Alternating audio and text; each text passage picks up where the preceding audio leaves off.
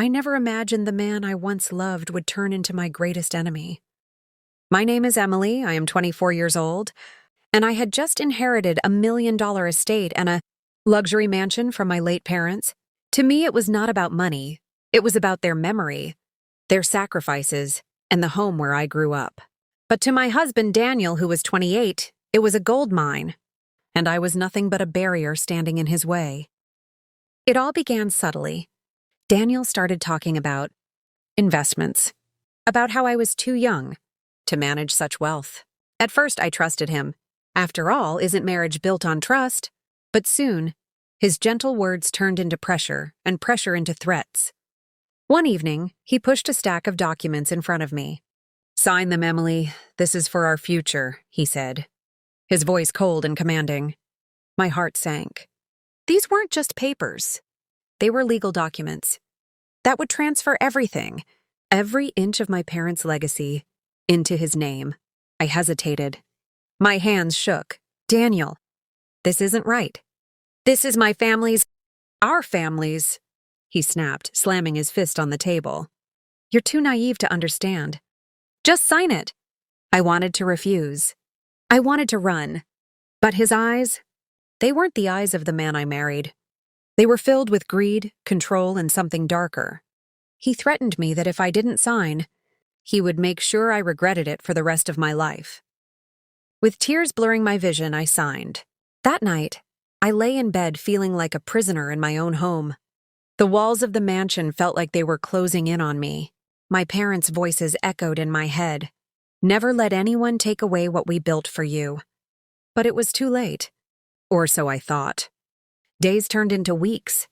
Daniel grew colder, more arrogant. He strutted around the mansion like a king, boasting to his friends about his estate. I, on the other hand, felt invisible. I was reduced to a shadow in my own home, silenced and stripped of power. But deep inside, a fire was building. Every cruel remark, every mocking laugh from Daniel chipped away at my fear and fueled something else, determination. One morning, I overheard him on the phone. He was laughing with his lawyer friend, bragging about how easy it was to manipulate me. My heart pounded. So it was never about us. It was always about the money. That night, I sat by my parents' old study table, flipping through old journals and documents. I came across a small, leather-bound folder with my father's handwriting, "In case of emergency." Inside were legal notes, warnings, and even the contact of a trusted lawyer, Mr. Harrison, a sharp-minded attorney who had been my father's friend. My hands trembled as I dialed the number. A firm but kind voice answered. "Emily, I was expecting this call one day," Mr. Harrison said. "Your father warned me about Daniel's nature before he passed." Tears rolled down my cheeks. "I signed everything away. It's all gone." "Not if we fight smart," he replied. "Trust me, Emily, your parents didn't raise a victim. They raised a fighter." For the first time in months, hope stirred within me. Maybe, just maybe, Daniel's trap wasn't as airtight as he believed. Meeting Mr. Harrison changed everything. He was in his early 50s, wise, calm, and confident. He reviewed the documents Daniel forced me to sign and smirked. "These are worthless," he said. "Coercion, intimidation. If we prove this, the court will rip them apart." My heart leapt, but then the fear returned. Daniel will never let me go. He'll fight. He might even hurt me. "Emily," Mr. Harrison said firmly, "you are stronger than you know. You have to stand up, not just for your inheritance, but for yourself." Something shifted in me. For so long I had seen myself as weak, a girl trapped in fear. But sitting across from this lawyer, hearing the conviction in his voice, I realized my silence had been Daniel's weapon. If I spoke, if I fought back, I could take everything from him. From that day forward, I changed. I stopped trembling in Daniel's presence. I started documenting his threats, recording conversations, keeping evidence. He noticed my shift and grew suspicious, but it was too late. The game had begun. At night, I whispered to myself, "You are not weak. You are your father's daughter. You will not let this mansion, this estate, this legacy slip away." Daniel thought he had won, but he had no idea the storm that was coming. The day Daniel realized I was no longer afraid was the day he lost control. It began at breakfast. He barked orders at me like usual. Make the coffee hotter. Don't forget the meeting schedule. Normally, I would quietly obey, my head lowered. But that morning, I calmly looked at him and said, "If you want it hotter, make it yourself." He froze. His eyes widened. For a moment, the mighty Daniel was speechless. Then anger exploded across his face. "What did you say to me?" I repeated, my voice steady this time. I said, "Make it yourself." That single act of defiance shook him more than any scream could. He stormed out, slamming the door, but I knew he felt it. His grip on me was slipping. Meanwhile, Mr. Harrison and I worked quietly behind the scenes. He coached me on every step, preparing me for the storm that was coming. We gathered witness statements from neighbors who had overheard Daniel's threats, and even his reckless boasting at parties became evidence. But Daniel wasn't stupid. He sensed something was wrong. One evening, he confronted me. "You've changed, Emily. You're hiding something. What are you up to?" His voice was low, dangerous. My heart pounded, but I didn't flinch. "I'm done being your pawn," I said softly. His face twisted with rage. He grabbed my arm so tightly it left marks. "You think you can outsmart me? You're nothing without me." But this time I didn't cry. I met his eyes and whispered, "We'll see about that." Inside I was shaking. But for the first time, Daniel had seen something new in me. Not fear, but fire. The day of the court hearing arrived. I stood outside the grand courthouse, my palms sweaty, my knees trembling. Daniel walked past me in his expensive suit, smirking. "You're wasting your time, Emily.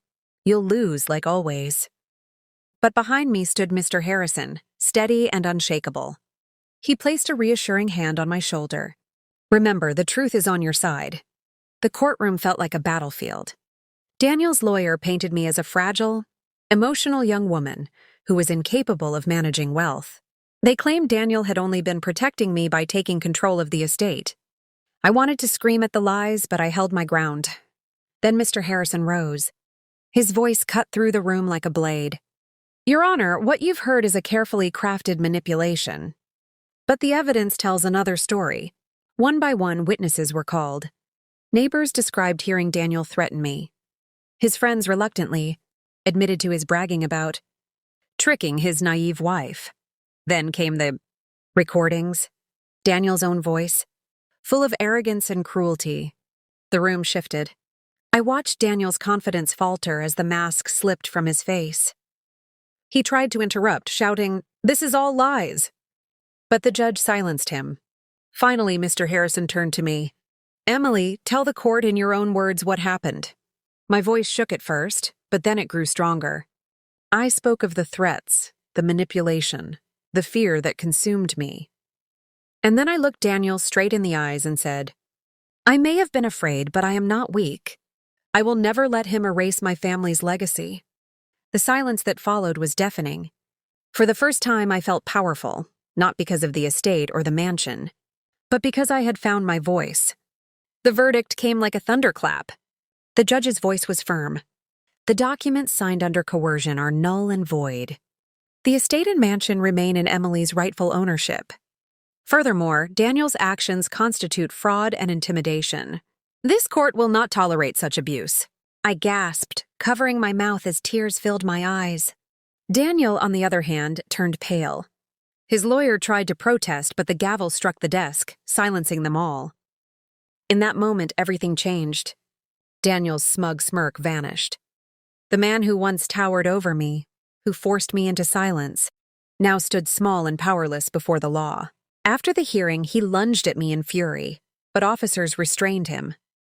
His voice echoed through the hall. "You'll regret this, Emily." But his words had no weight anymore. I stood tall, my back straight, my hands no longer trembling. For years, Daniel had fed off my fear, but now he was nothing but noise fading into the distance. The court officers dragged him away, his shouts echoing like the last cry of a broken man. Outside the courthouse, the autumn air felt lighter. For the first time since my parents' passing, I could breathe without the weight of chains on my chest. Mr. Harrison smiled warmly. "Your father would be proud of you," he said.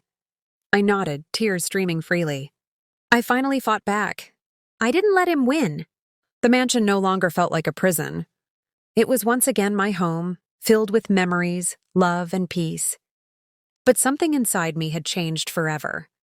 I wasn't just the frightened 24-year-old widow of a fortune. I was a woman who had faced the storm, survived the fire, and walked out stronger. In the weeks that followed, I rebuilt my life. The estate was secure, the mansion restored, and Daniel, he was facing charges that would keep him far away from me for a long time. People whispered about the scandal, but I no longer cared. What mattered was that I had my freedom, my voice, and my dignity. Standing by the window of the grand hall one evening, I whispered to myself, I thought I lost everything when I signed those papers. But I didn't lose. I found myself. And that was the true victory. Greater than the estate, greater than the mansion. The girl who had been silenced was gone. In her place stood a woman unbreakable, unafraid, and unforgettable.